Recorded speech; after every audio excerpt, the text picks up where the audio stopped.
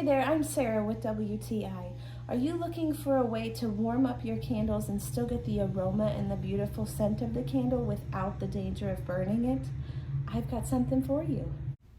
So this beautiful wax warmer is from Cozyberry, and there's a lot of things that I really like about it. I got mine in pink, but it comes in other colors as well.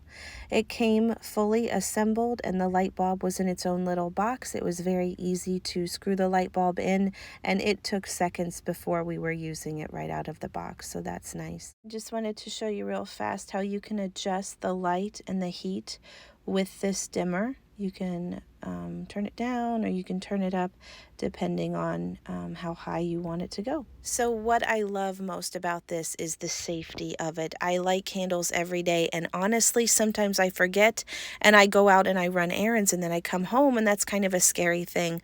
With this, I can leave it running and I'm not going to worry about what I'm coming home to.